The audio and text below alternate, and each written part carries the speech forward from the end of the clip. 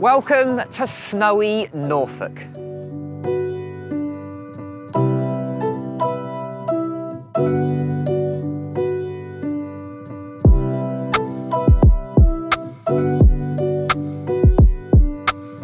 So it's about 8 AM this morning at Horsey Gap. We've just arrived just as sunrise, and it snowed just as we turned up. It was absolutely amazing. It was a bit of a blizzard for about 5–10 minutes, but as you can see, it's now cleared up a little bit.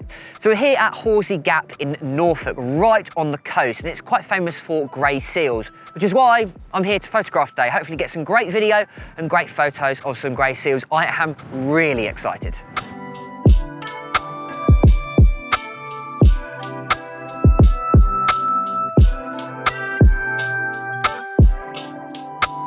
We didn't have to walk too far to see our first grey seal of the day. In fact, there was one waiting for us in the car park. So Drew and Richard took the opportunity to take some great video of this grey seal pup in the snow.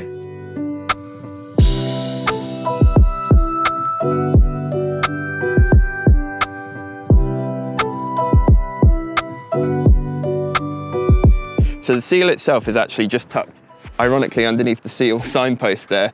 So what I'm going to do is wait for it to move away from all of this area here, because there's traffic cones, fence posts, not very pretty in photos. I'm going to wait for it to move into the dunes, and then once it's in the dunes, I'll get some photos of it. And I'll make sure I get down nice and low, try and frame it between the grass, and it'll be a nice shot, hopefully, before the snow fades. So let's go.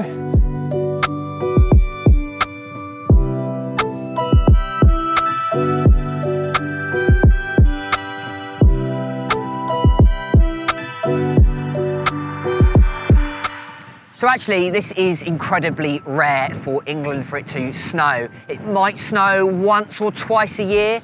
So it to line up on the day that we've got all of our cameras is something that I'm really excited about. So hopefully it clears up a little bit later on, because it is starting to get pretty cold, and obviously with the snow, it's difficult to change lenses. So hopefully later on it may clear up. But at the moment, it is spectacular to photograph the beach with snow on it. Something really rare in England.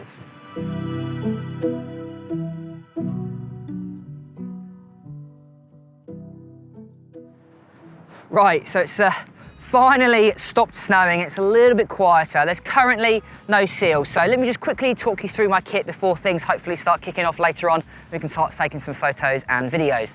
So the first thing I've got is this. This is the Canon EF 200 to 400mm with the 1.4 times teleconverter. Now obviously this isn't going to be a review. This is just, I'm going to be filming this for a review later on, so I'll make sure to place that in the link in the description. I actually think it's going to be a really, really good lens. I currently haven't used it yet. So it's a f4, so it's good for offering a good shallow depth of field, while also the versatile nature of it obviously being a 200 to 400mm with the big benefit of a 1.4 times teleconverter. Now I must say, I'm not a major fan of teleconverters in general, just because they offer quite a few optical problems overall, but because this one's built in, I'll be really interested to see the difference between shooting with and without a teleconverter, to really see the difference if it does degrade your image quality. So I'm really definitely interested in using that. The next thing I'm going to be using is obviously my Canon EOS R5, which is what I'm using to film at the moment. I'm predominantly going to be using that mainly for photos, and then obviously to film this video. And the last thing, and that's something I'm really excited about, is I finally brought my Canon C70. I've been waiting for ages to buy this. I've got a really good deal on MPB. So yeah, this is what I'm going to be filming most of the video on this. Really excited, built-in NDs, 4K 120. This is going to be an absolute joy to use. I just hope I don't get too much sand in the motors, because there are quite a few exposed ports. So that's definitely something I'm going to be looking after. Although Horsey Gap was very picturesque, there was very little in the way of grey seals, just due to the very high tide that morning. So we decided to head slightly further down the coast to a small village called Winterton-on-Sea to hopefully get better luck there.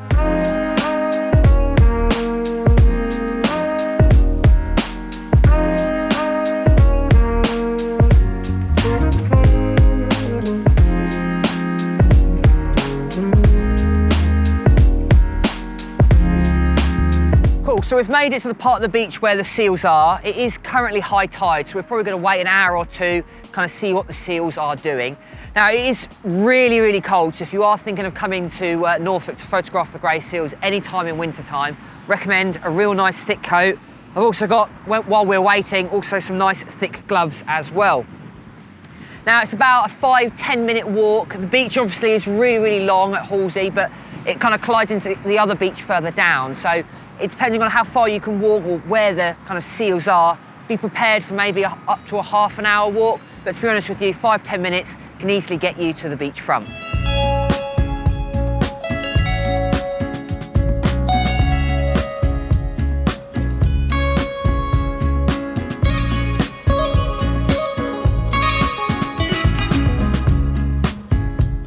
Now, a little bit of information about grey seals.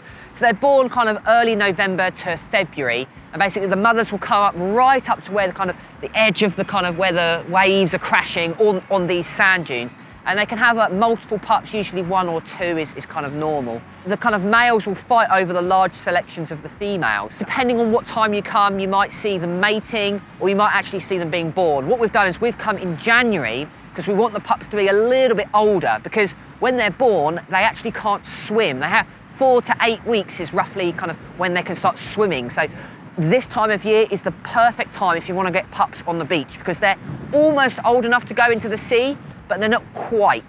So it's a great time of year to capture real close, intimate shots of the seal pups, as well as the slightly older seals as well.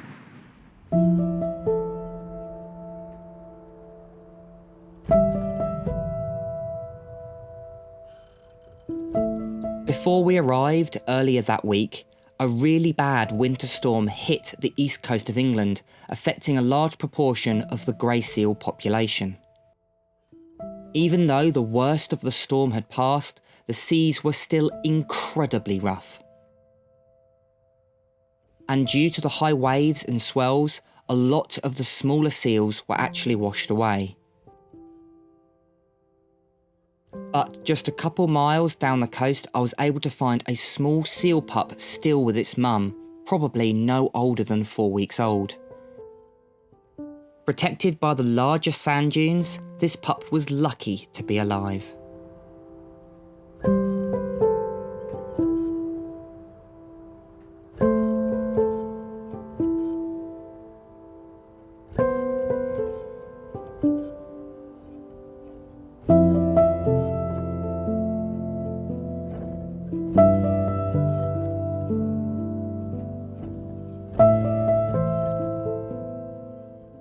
So using the C70 is quite an interesting experience, I must say. So I'm currently shooting in C-Log 2. I'm also shooting in shutter angle, so I'm choosing 180, because I'm jumping in between 25 frames and 50 frames, just to get a slight difference of kind of what it's like, because I've never really used a camera like this before.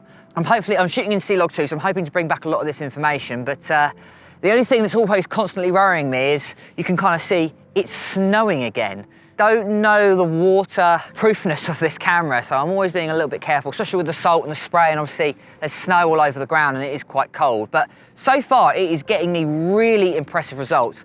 At the moment I'm just doing some scenic shots on the 200 to 400. I shot a little bit earlier on the 35mm, and then I did some shots of the seals. So yeah, really, really excited to come back, or go back home to the studio and really see what this footage looks like, especially when it's colour graded, because at the moment everything looks really, really flat.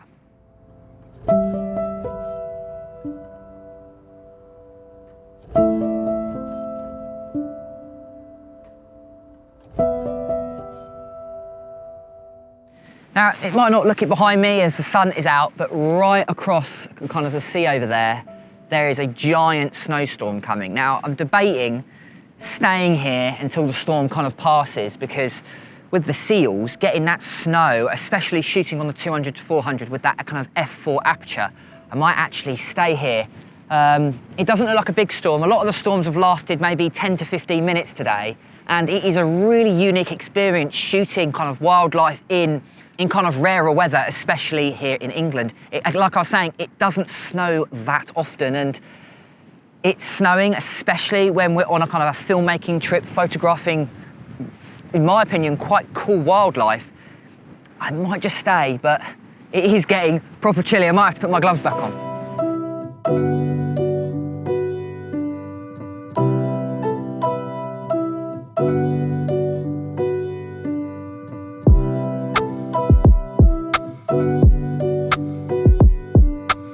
So what are the other things that you should bring if you're thinking about coming to Norfolk in January to photograph the grey seals?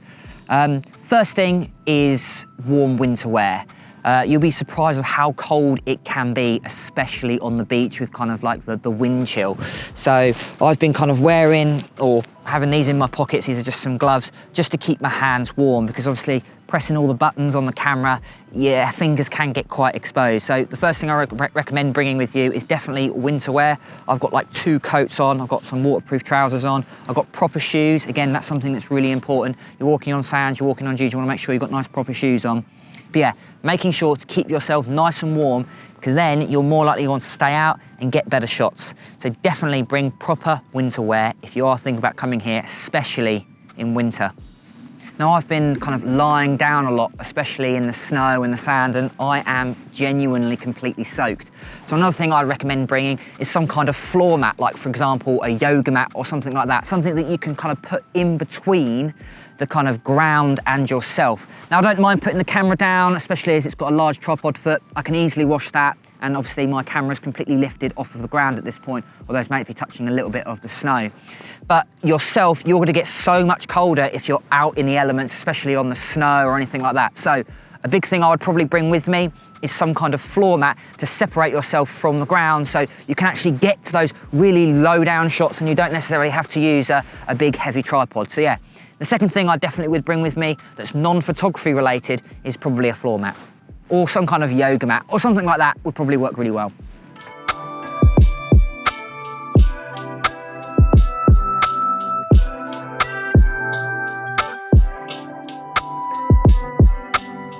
So what I might do is head to a new location, just kind of see what else is around. What I recommend doing is don't stay or stick in the same location, because you just don't know what you're necessarily going to miss. So I was over there earlier, I'm now kind of in the middle. I might head over to the left just before the sun sets. Now, when I was talking previously about making sure you've got nice winter wear, everyone else from the group has gone home because they were just too cold. So definitely recommend bringing nice warm winter gear so you can stay out for as long as possible. I'm gonna put my gloves back on.